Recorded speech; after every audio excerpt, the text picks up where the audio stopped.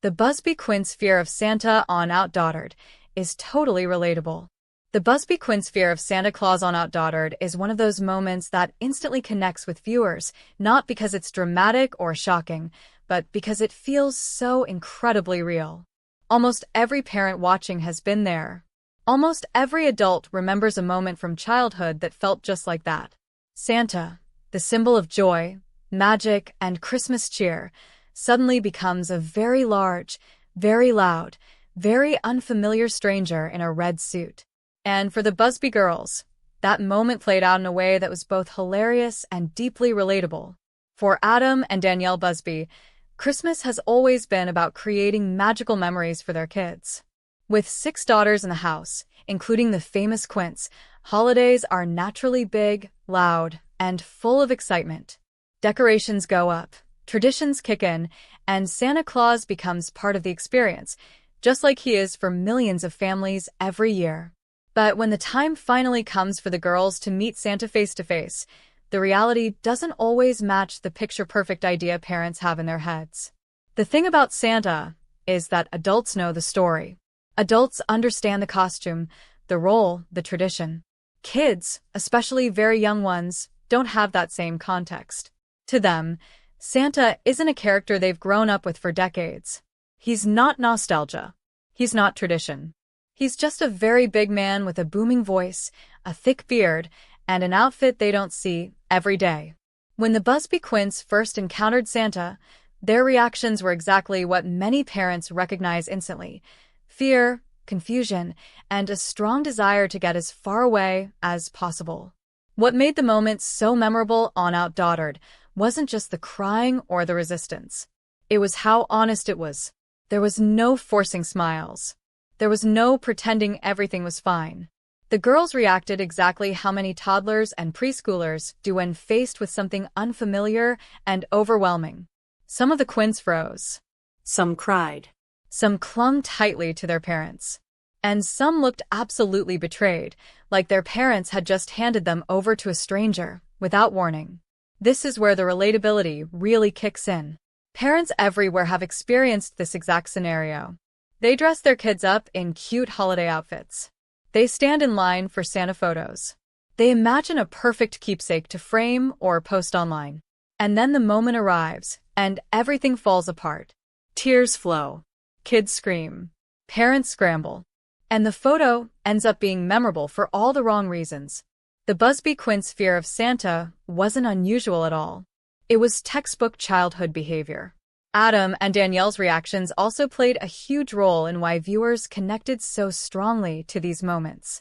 Instead of brushing off the girls' fear or pushing them to just smile for the picture, they acknowledged how their kids were feeling. They laughed, they comforted, and they accepted that sometimes traditions don't go as planned. That kind of parenting approach resonates with a lot of viewers because it reflects real-life parenting, not a polished, unrealistic version of it. On OutDaughtered, Adam often brings humor into stressful situations, and the Santa moments were no exception. He recognized how absurd it must feel from a child's perspective.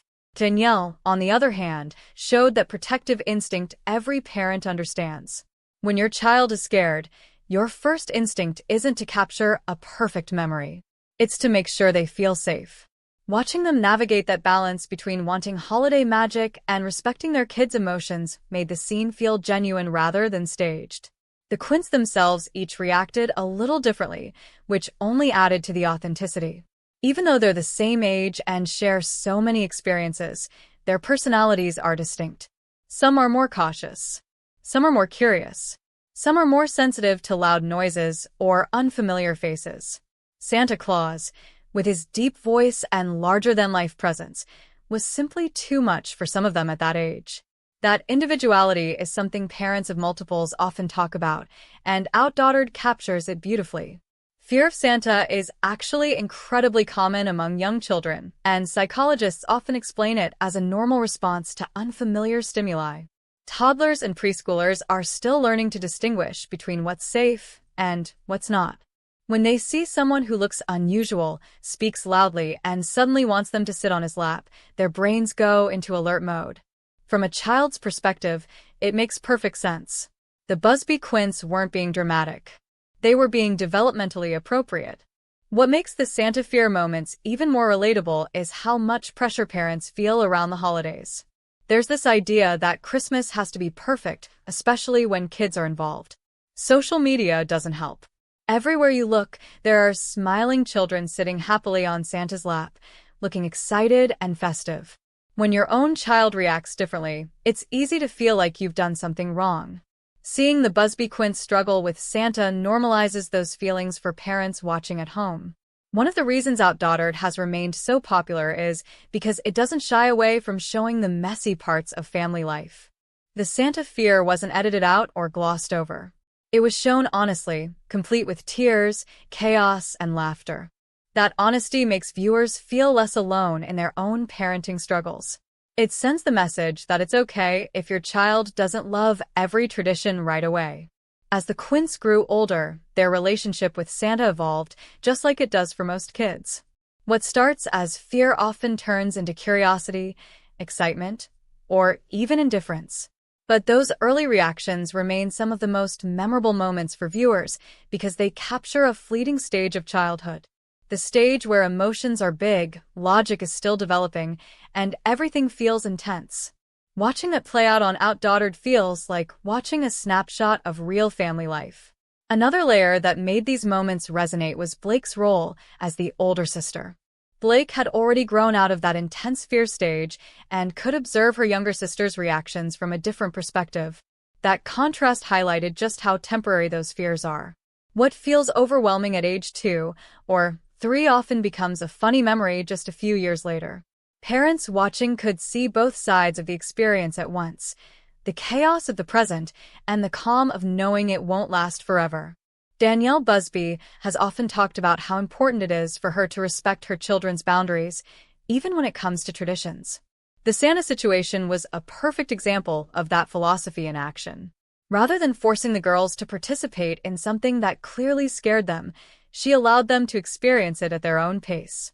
That approach reflects a growing awareness among parents about emotional development and consent, even in small, everyday situations.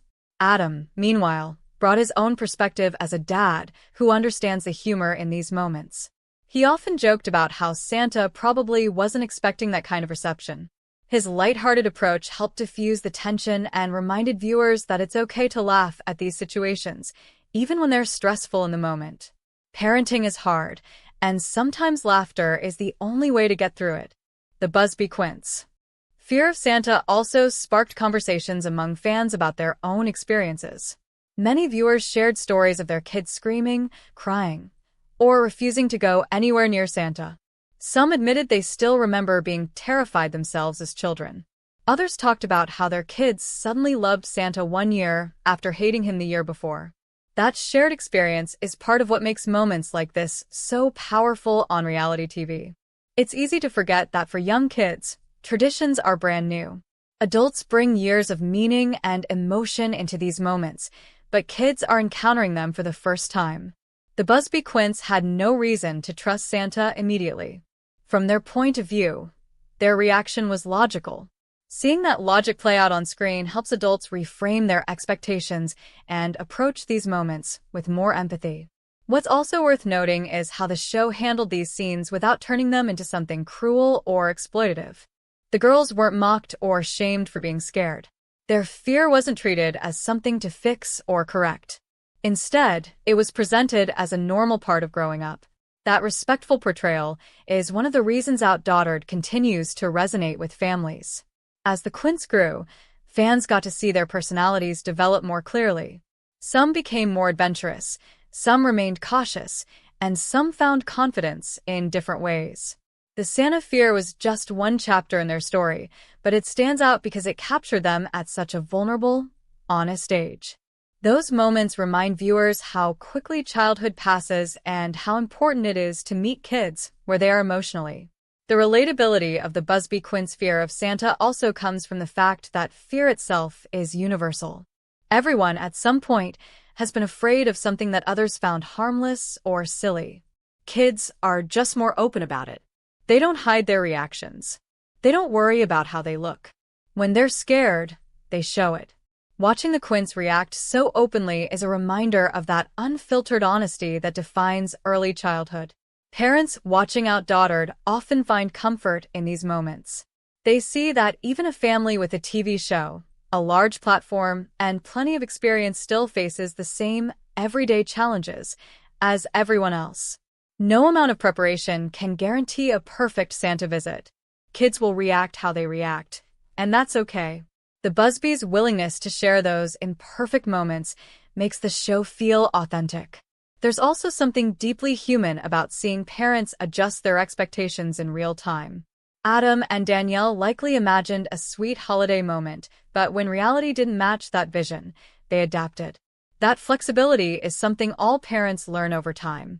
The Santa fear became less about the tradition and more about supporting their kids, and that shift is something many viewers recognize in their own lives. In the end, the Busby Quints' fear of Santa on OutDaughtered is totally relatable because it captures a universal parenting experience. It's about the gap between expectation and reality. It's about understanding that kids experience the world differently than adults. And it's about learning to laugh, adapt, and move forward when things don't go as planned. Those moments remind us that childhood isn't about perfectly staged photos or flawless traditions. It's about emotions, growth, and learning. Sometimes that learning comes with tears. Sometimes it comes with laughter. And sometimes it comes with a very firm refusal to sit on Santa's lap. Years from now, the Busby Quints will likely look back at those moments and laugh. Adam and Danielle already do. What felt overwhelming at the time has become a cherished memory, not because it was perfect, but because it was real. And that's exactly why viewers continue to connect with it. The fear of Santa didn't define the Quints. It didn't ruin Christmas. It simply became part of their story, a reminder that growing up is messy and unpredictable. Watching that unfold on OutDaughtered gives parents permission to let go of perfection and embrace the chaos that comes with raising kids. Ultimately, the Busby Quints' reaction to Santa serves as a gentle reminder that traditions should serve families, not the other way around. If a tradition causes fear instead of joy, it's okay to pause, adjust, or try again later. Adam and Danielle showed that lesson without ever having to say it out loud, and that's what made the moment so powerful. That's why, years later, fans still talk about it. Not because it was dramatic, but because it was honest. Not because it was extraordinary, but because it was ordinary in the best way possible. The Busby Quints' fear of Santa on OutDaughtered wasn't just a funny TV moment. It was a reflection of real life, and that's exactly why it resonated so deeply with so many people. The Busby Quints have a lot of cute nicknames. Here's a fully natural, direct-style narrative article with no scene headings, no screenplay formatting, and no scripted dialogue, written in a smooth storytelling tone. It's designed to feel like a voiceover or long-form blog/video script and goes well beyond 3,000 words. The Busby Quints have grown up in front of millions of viewers, and one of the most endearing parts of watching OutDaughtered has always been the tiny, everyday details that make their family feel real. Among those details, few things melt fans' hearts more than the adorable nicknames Adam and Danielle Busby use for their daughters. These nicknames are not flashy or forced. They grow naturally out of moments, personalities, habits, and family memories. Over time, they've become part of the Busby family language, a sweet shorthand that reflects love, humor, and deep connection. Nicknames in big families often serve a practical purpose, but in the Busby household, they do far more than help distinguish between 5 little girls born on the same day. Each nickname captures a piece of who that child is, who she was in a specific season of life, or how she fits into the family dynamic. When fans hear Adam or Danielle casually drop one of these names, it feels like a glimpse behind the curtain, a reminder that beyond the cameras, there's a real family navigating parenting with warmth, chaos, and affection. From the earliest days after the Quints were born, nicknames seemed inevitable. 5 premature babies, each with her own medical chart, feeding schedule, and personality beginning to emerge, meant that Adam and Danielle quickly developed ways to talk about their girls that felt personal and intuitive. Some nicknames were born in the NICU, whispered during long nights filled with worry and hope. Others came later, sparked by silly habits, expressive faces, or unique quirks that only parents would notice. Hazel Grace Busby's nicknames are perhaps some of the most recognizable among fans. With her bright red hair and expressive eyes, Hazel has always stood out visually, but her personality made her even more memorable. One of her most commonly heard nicknames, Hazy, feels soft and affectionate, matching her gentle but determined nature. Hazy isn't just a shortened version of her name. It carries a sense of closeness, as if the name itself is wrapped in a hug. Over time, Hazel has also been called variations that reflect her emotional depth and sensitivity. She has often been portrayed as thoughtful and occasionally more cautious than her sisters, especially in earlier seasons. Nicknames that lean into that softness feel natural for her, reflecting the way her parents instinctively respond to her needs. At the same time, as Hazel has grown more confident, these nicknames have taken on new meaning, evolving alongside her personality. Ava Lane Busby's nicknames often highlight her expressive nature and strong opinions. Ava has always been known for wearing her emotions openly, whether she's excited, frustrated, or deeply focused on getting her way. Nicknames like Avies or playful variations of her name capture her bold energy. When Adam or Danielle uses one of these names, it often comes during moments when Ava's personality is front and center, whether she's negotiating, questioning, or asserting herself. These nicknames don't label Ava as difficult or dramatic. Instead, they celebrate her fire and individuality. In a family where 5 children are often grouped together in public perception, nicknames like these help preserve each child's uniqueness. Ava's nicknames feel lively and direct, much like Ava herself, and they serve as a reminder that being expressive is part of who she is. Olivia Marie Busby, Ava's identical twin, has nicknames that subtly distinguish her while still acknowledging their close bond. Olivia is often seen as slightly more laid-back or quietly observant, though she can be just as playful and mischievous as her sisters. Nicknames such as Liv or Livy reflect this softer presence. They sound gentle and familiar, fitting seamlessly into everyday conversation. For fans, hearing Olivia called by one of these nicknames reinforces the idea that even identical twins are individuals with distinct identities. Adam and Danielle are careful to honor that distinction, and nicknames play a significant role in doing so. By calling Olivia by names that feel uniquely hers, they reinforce her individuality within the twin dynamic. Riley Paige Busby's nicknames are often tied to her confidence and intelligence. From a young age, Riley was recognized for her advanced development and assertive personality. Nicknames like Rill or playful variations that emphasize her leadership qualities reflect how her parents see her. These names often come out during moments when Riley is taking charge, explaining something to her sisters, or confidently navigating a situation. What's interesting about Riley's nicknames is how they evolve alongside her role in the family. Early on, they highlighted her precociousness. As she's grown older, they've come to represent her independence and strong sense of self. These nicknames don't put pressure on her. Instead, they acknowledge her strengths in a way that feels supportive and affirming. Parker Kate Busby's nicknames often reflect her sweetness and sensitivity.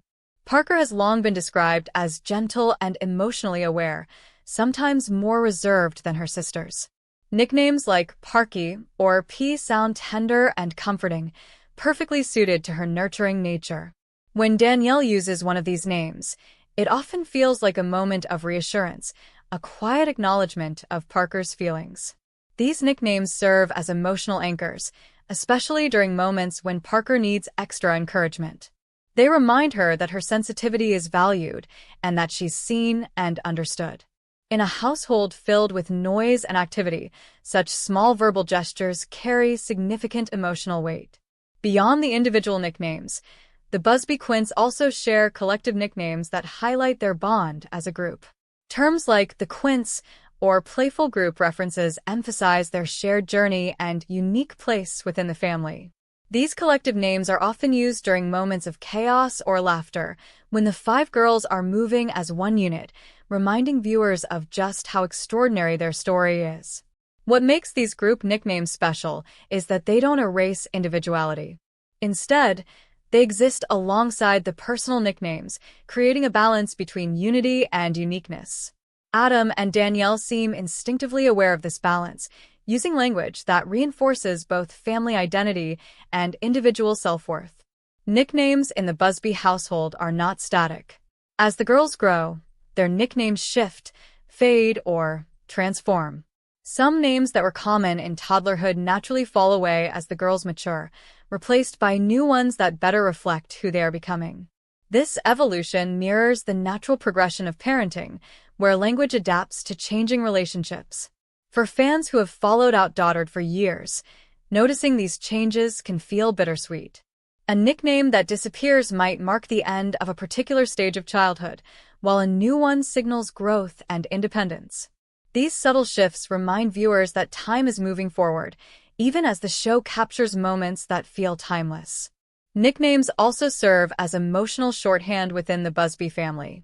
In moments of stress, exhaustion, or overwhelm, using a familiar nickname can instantly soften the tone of a conversation. It's a way of saying you're safe or you're loved without needing to spell it out. In a household with 6 children, this kind of emotional efficiency is invaluable.